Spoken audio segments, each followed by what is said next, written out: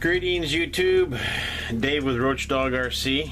Today I wanted to talk about the original 1.9 R35 rip saws that came with my axle honcho. You know, when I first started RCing a few years back, I didn't know a whole lot about it. I didn't know that these were vented tires. And when you go through water with vented tires, they get wet and the foams start to deteriorate inside. So after wringing them out, I noticed that these foams have gotten just pretty much wasted. Anyway, the tires are still good. So I want to go ahead and separate the tire from the rim and replace the foams with some Crawler Innovation foams. It's a two-stage foam or two-piece foam. All the research I've done on them looks like they're pretty good foams for the 1.9s and 2.2s.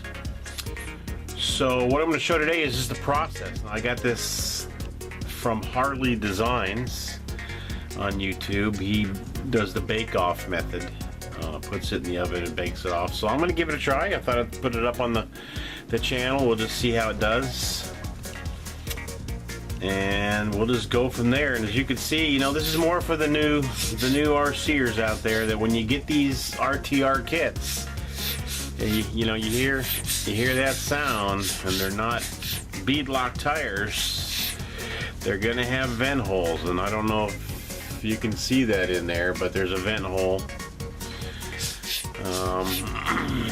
and that allows the water to get in. And once that water gets in, it's impossible to get it out hardly. So I went online, did some research. What I ended up doing is taking an 1/8" drill and drilling 2 holes, one on each side of the tire, on each of these tires.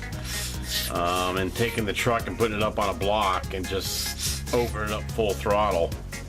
And it was amazing, the water that spun out of the tires just from drilling those holes. But that's still, I mean, there's no airflow. The foams are wet for a long time.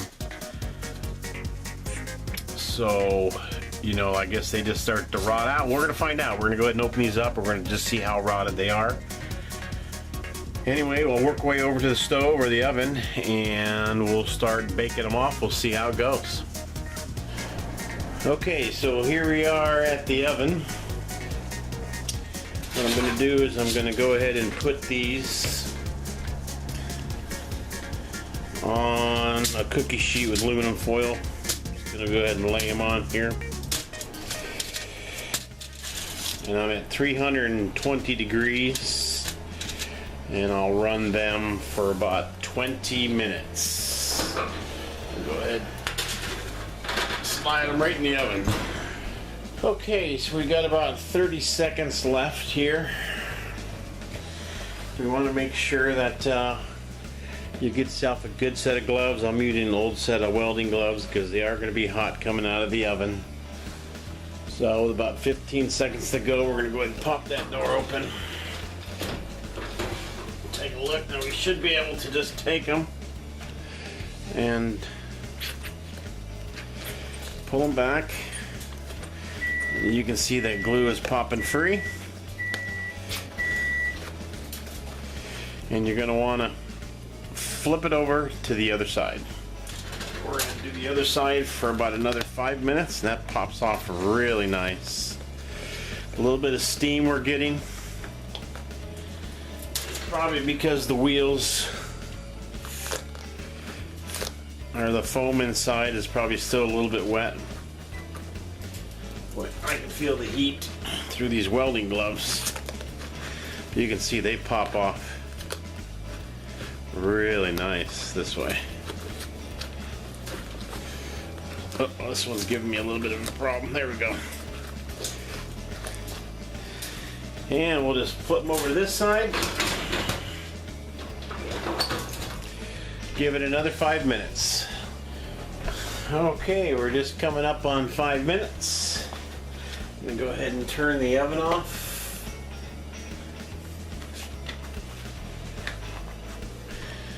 Go ahead and take a peek.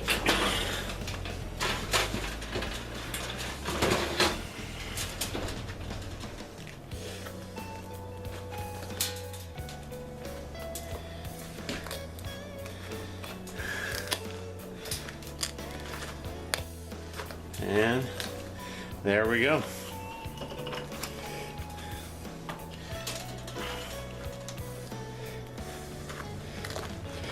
Ooh, boy, the plastic's hot. Yeah, even with the welding gloves. And one more to go.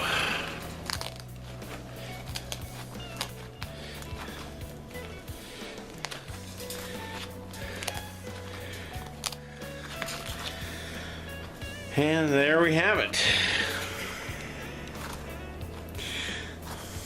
We're gonna let them cool down a little bit. We'll pull the foams out and take a look. All right, so here we are.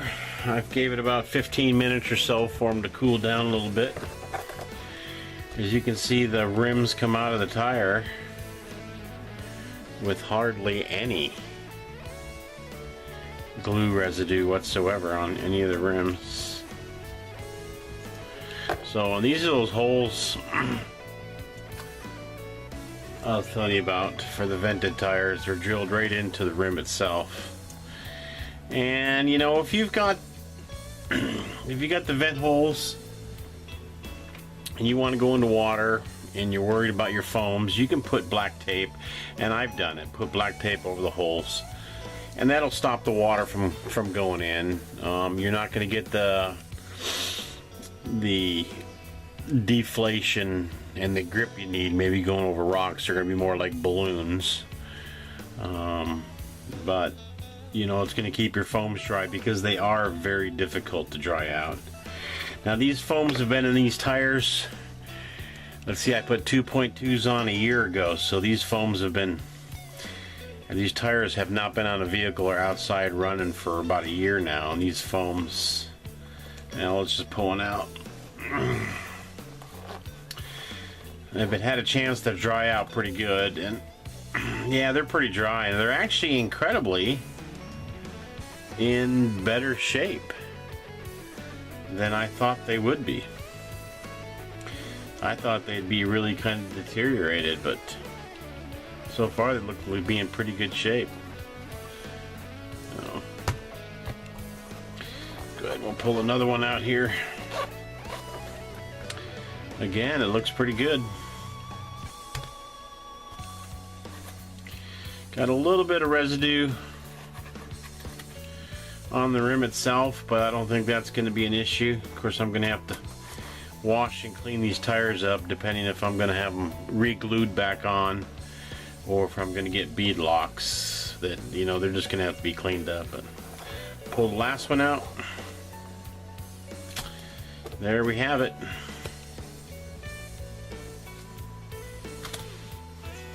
So, pretty good. Anyway, that's the bake-off to get the separation for the glued-on tires to rims, and I'll tell you what, it actually worked. It worked pretty well. Besides it being a little bit hot, the rims were the hottest, even with the welding gloves. It was a little warm to the touch, but it worked out very well. Anyway, thanks for watching. Hopefully I can get a few more up here in the next month or so and kind of get myself back on track. But for all you that subscribe and support my channel, I appreciate it very much. If you like it, give me a thumbs up, subscribe. We'll see you soon. Thanks for watching.